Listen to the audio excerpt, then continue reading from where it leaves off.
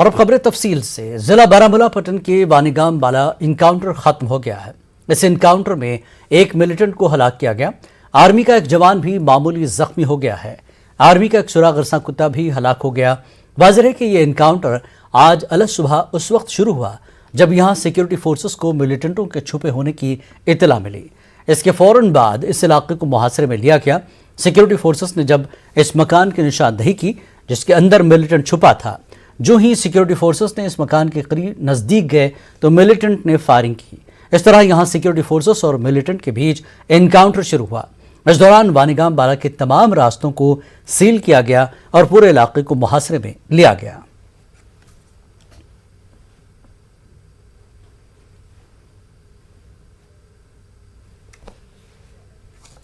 वानीगाम बाला पटन में कल हुए इनकाउंटर में सुरागरसा कुत्ते की हलाकत के बाद आज हैदरबेग पटन में कायम फौज के 10 सेक्टर में उसकी याद में तकरीब मुनक्किद हुई।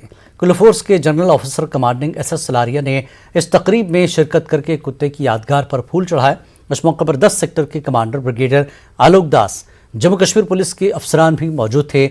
यहाँ कुत्ते की मिलिटेंसी मुखालिफ ऑपरेशंस में खिदमात को याद किया गया। वाज़ेह के वानीगाम पटन में कल हुए एनकाउंटर के दौरान गोली लगने के बाद ये सुरागरसा कुत्ता अपनी जान से हाथ धो बैठा। ये कुत्ता फौज की 29 RR के साथ तैनात था। फौज के अहदेदारों के मुताबिक पोस्टमार्टम में 10 से ज्यादा जख्म और फ्रैक्चर पाए गए। फौज का कहना है कि इस कुत्ते के जरिए से कई कामयाब ऑपरेशन हुए हैं।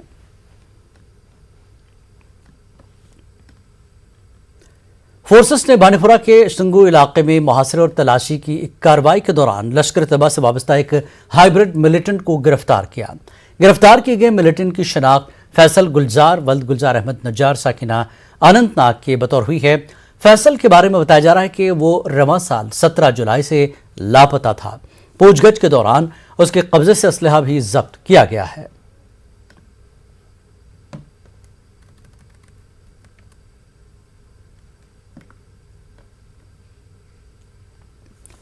जिला कठुआ में बारिश की वजह से नदी नालों में तगयानी आई हुई है। पहाड़ी इलाके भिलावर किशनपुर में भी मशहूर अली का कच्चा घर गिर जाने से उसकी जद में आने वाले भाई बहन की मौत हो गई। वहीं हीरानगर के तारना नाले में सैलाब आ जाने से गांव सला के नौजवान लापता हो गए, जिसके बाद पुलिस, SOG और SDRF ने तलाशी मुहिम और रेस्क्यू ऑपरेशन चलाया। राजीव कांत नामी एक नौजवान की लाश मिली है। 2 नौजवान अब भी लापता बताए गए। मकामी लोगों ने जिला इंतजामिया पर बरहमी जाहिर की है और कहा कि वक्त रहते अगर बांध बनाया गया होता तो आज ये नौबत न आती।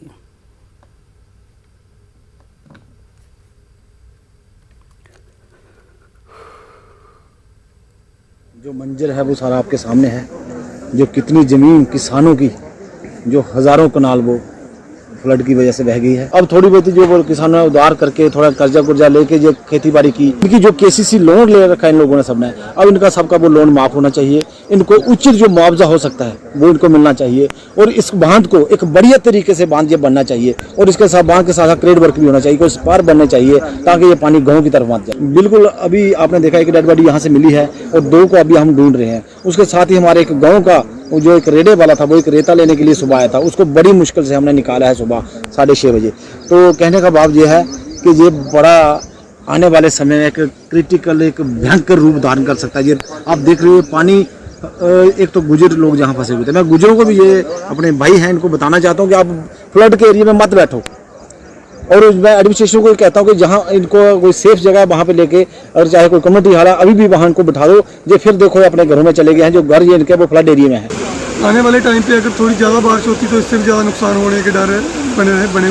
मैं LG साहब से रिक्वेस्ट करता हूँ कि मतलब कि जहाँ के एरिया का जो खास करके जो तनाव के पास वाले नज़दीक वाले एरिया हैं उनको प्रॉपर तरह से उनकी एक देखभाल दी जाए और जो भी जहाँ पे जो नेसेसरी एक्शन है वो लिए जाए। जिला पुंछ में खालितर और कलाई इलाकों के बीच जम्मू पुंछ नेशनल हाईवे पर जबरदस्त लैंडस्लाइडिंग हो जाने से रास्ता बंद हो गया। जिला इंतजामिया ने JCB मशीनों की मदद से मलबा हटाकर तकरीबन 3 घंटों के बाद हाईवे पर गाड़ियों की आमदरफ्त बहाल कर दी। श्री बुद्ध अमरनाथ यात्रा को देखते हुए यहां सड़क की बहाली के लिए काफी मशक्कत की गई। आज दोपहर 12 बजे के करीब पुंछ शहर से तकरीबन 8 किलोमीटर दूरी पर पहाड़ से काफी बड़ा मलबा हाईवे पर गिरा, जिसे फौरन हटाया गया। इसी बीच तकरीबन 1 बजे अचानक फिर पहाड़ का एक हिस्सा टूटकर सड़क पर गिर पड़ा, जिसमें पत्थर, मिट्टी और दरख्त थे। नतीजतन जम्मू पुंछ नेशनल हाईवे पर फिर बंद हो गई और 3 घंटों की मेहनत के बाद गाड़ियों की आमदरफ्त के लिए सड़क खोल दी गई। लेकिन इस इलाके में लैंडस्लाइडिंग का खतरा बना हुआ है, क्योंकि रुक रुक कर पहाड़ से पत्थर और मिट्टी गिर रही है।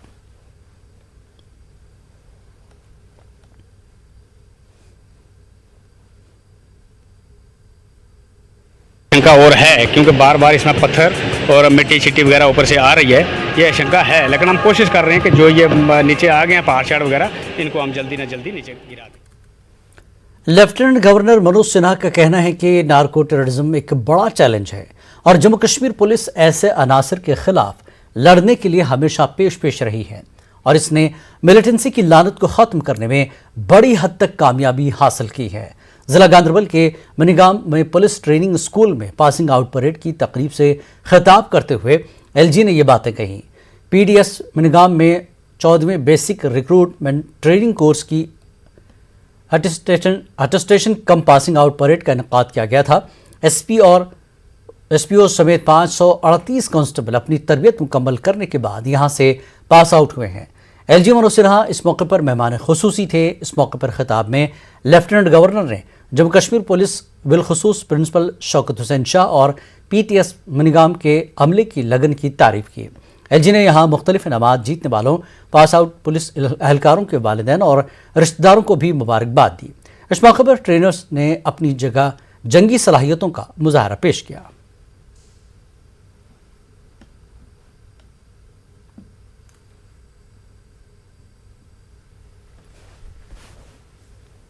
नार्को टेररिज्म हमारे सामने एक सबसे बड़ी चुनौती, इसके लिए सुरक्षा व्यवस्था में लगी सभी एजेंसी तथा ड्रग लॉ एनफोर्समेंट एजेंसी के बीच समग्र समन्वय आवश्यक। ड्रग्स का बढ़ता प्रभाव कैंसर के समान हो गया है।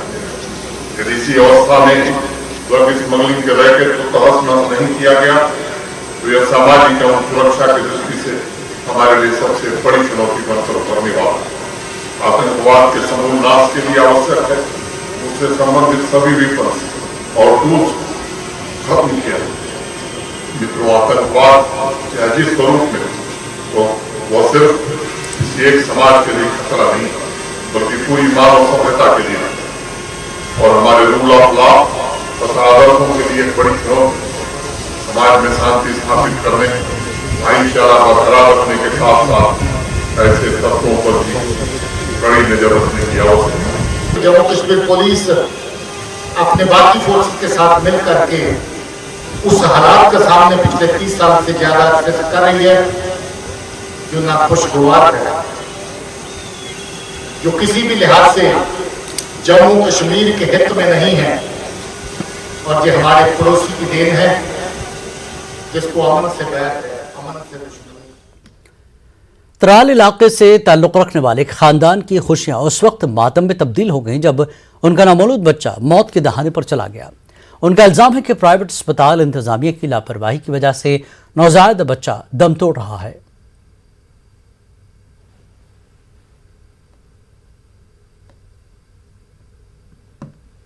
जब जन्म होता है तो पूरे खानदान में खुशियां फैलती हैं, लेकिन अगर ये खुशियां चंद ही घंटों बाद दम तोड़ने लगे तो क्या होगा, ये आपको आज बताएंगे। एक खानदान हमारे साथ जुड़ा है जिनके साथ ये वाकया पेश आया है। आप मुझे नाम बताएं अपना। जुनैद, आपके साथ हुआ क्या है? 28 तारीख को मेरी वाइफ की डिलीवरी शेड्यूल थी यहाँ अहमद हॉस्पिटल में, तो इसी असना में हम वहाँ चले गए और डिलीवरी भी सक्सेसफुली डॉक्टर ने अंजाम दी। उसके बाद बेबी हमारा बहुत ही हेल्दी था, 3.5 किलो का वजन था उस टाइम जन्म के टाइम। उसके बाद बेबी बिल्कुल नॉर्मली से मतलब रिएक्ट कर रहा था, बिल्कुल नॉर्मल था बच्चा और मदर भी बिल्कुल नॉर्मल थी। उसके बाद क्या हुआ कि मतलब जन्म होने के बाद में क्या रहता है कि इनका वैक्सीनेशन चलता है उधर, तो वैक्सीनेशन के हम नहीं उसी टाइम मतलब ये जो डिलीवरी हुई उस टाइम वहाँ पे पीडियाट्रिशियन भी थे, उन्होंने बच्चे को देखा और उन्होंने कहा कि आपका बच्चा बिल्कुल तंदुरुस्त है और आपको मुबारक है इस चीज के लिए। तो हम बड़े खुशी का मतलब बहुत खुश थे हम ये चीज सुन के। तो उसके बाद क्या हुआ कि उन्होंने फिर हमें एडवाइस किया कि वैक्सीनेशन के लिए इनको जाना पड़ेगा और वैक्सीन करवा दीजिए।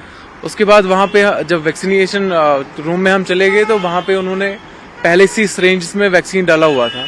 तो हमने उनसे ये क्वेरी उठाई कि भाई वैक्सीन ये बहुत ही मतलब आपने पहले से ही कैसे वैक्सीन इसमें डाल दी है। उन्होंने कहा कि हम ऐसे ही करते हैं, जो ही हमें पता ही है कि अगर किसी दिन में हमारी 2 डिलीवरी शेड्यूल है या 3, उसी हिसाब से हम वैक्सीन पहले ही सिरिंज में डाल देते हैं। तो उसके बाद उन्होंने वैक्सीन लगा दी बच्चे में। और उसके बाद क्या हुआ कि जब हम मतलब अब डॉक्टर ने फिर से भी देखा, बोला हाँ अब ठीक है ये, तो बच्चा शाम के टाइम रोने लग गया। और अगले दिन सुबह 29 तारीख को सुबह से वो मतलब खाना मतलब दूध भी नहीं ले रहा था और रो रहा था। जब हमने मतलब डायपर खोलने की कोशिश की, हमने चेंज करना था, तो हमने देखा जहाँ पे वैक्सीन लगी थी इसकी वहाँ पे पूरा सूज गया था, पूरी बॉडी वहाँ पे सूज गई थी जहाँ पे वैक्सीन डोज लगी थी। उसके बाद हमने इनसे कहा कि आप पीडियाट्रिशियन को बुलाइए, हमारे बच्चे को ऐसे दिक्कत हो रही है, यहाँ पे पूरा सूज गया है। उसके बाद उन्होंने कहा कि यहाँ पे अभी अवेलेबल मतलब पीडियाट्रिशियन नहीं है। उसके बाद उन्होंने कुछ फोटोज ली और पीडियाट्रिशियन को भेज दी। उन्होंने बोला कि हाँ आप जीबी पन चले चाहिए, वही देख लेंगे। अब हमारे कहने का मसला ये है कि हमने प्राइवेट हॉस्पिटल चूज किया था ताकि हमें, जैसे कि अभी गवर्नमेंट हॉस्पिटल्स में सब अच्छा चलता है पर ओवरलोड की वजह से पोस्ट ऑपरेटिव केयर सही नहीं मिलता है। तो वो देख के इंसान क्या करता है कि भाई हम प्राइवेट हॉस्पिटल में चले जाएं जहाँ पे हमें पोस्ट ऑपरेटिव केयर सही मिले। और उसके बाद मतलब एक तंदुरुस्त बच्चे को उन्होंने इस हालत में डाल दिया, अभी वो वेंटिलेटर पे पड़ा हुआ है और डॉक्टर्स भी कह रहे हैं कि मतलब सर्वाइवल के चांसेस बहुत कम है। अब आप ही बताइए इस हालत में हमें क्या करना चाहिए। ऐसे हॉस्पिटल्स को बिल्कुल बंद करना चाहिए, लॉक करना चाहिए ऐसे हॉस्पिटल्स को जहाँ पे इंसान की कोई कदर ना हो, जहाँ पे मतलब पैसे के लिए ये सब सिर्फ मतलब पैसा देख के इंसानी जानों के साथ खेलते आ रहे हैं, ऐसा नहीं होना। मुझे बच्चे के मामा हमारे साथ मौजूद हैं जो हॉस्पिटल में थे। नाम बताएं अपना। जाहिद। क्या है बच्चे की हालत, क्या बता रहे हैं डॉक्टर, हुआ क्या? पहले तो मैं एक चीज ऐड करना चाहूंगा, जब हम बच्चे को इधर लाए पहले तो उन्होंने कोई एम्बुलेंस हमारे साथ नहीं भेजी वहाँ से? जी, तो हम अपने प्राइवेट व्हीकल से आए इधर हॉस्पिटल इमरजेंसी, और लाइन लगभग 1 घंटे की बीट कम से कम थी। फिर उस दौरान मैंने कॉल किया डॉक्टर को कि आप कहाँ हैं। उनके क्लिनिक का नंबर था हमारे पास। उनके डॉक्टर जी, जो पीडियाट्रिशियन उधर अहमद हॉस्पिटल में थे। तो उन्होंने बोला डॉक्टर साहब बिजी है। हमने बोला हमारे साथ ऐसे हुआ, हमारे बच्चे का ऐसे हाल है, तो आप डॉक्टर साहब से बात कराओ, या तो फिर आप बताओ वो किधर है तो हम खुद ही चले जाएं उधर। उन्होंने बोला डॉक्टर साहब बिजी है। मैंने बोला ऐसे कैसे बिजी, अभी तो ये अर्जेंट कॉल है। उन्होंने काट दिया फोन। इसके बाद उन्होंने फोन काट दिया। फिर उसके बाद हम जैसे तैसे करके लाइन में फिर अंदर चले गए धीरे धीरे करके। फिर डॉक्टर साहब जो भी उधर अवेलेबल थे उन्होंने बोला इसको आप एडमिट कर दो। एडमिशन के बाद फिर वो पता ही नहीं चला कहाँ से आईसीयू में चले गए, फिर उसके बाद वेंटिलेटर पे चले गए। आज सुबह वो 40% सपोर्ट पे थे और अभी वो लगभग 70% सपोर्ट पे है। फिर जितने भी हमने टेस्ट वहाँ पे कराए, लगभग 60-70 टेस्ट हमने कराए ताकि ये पता चले कि ये चीज इन्फेक्शन हुआ कहाँ से है।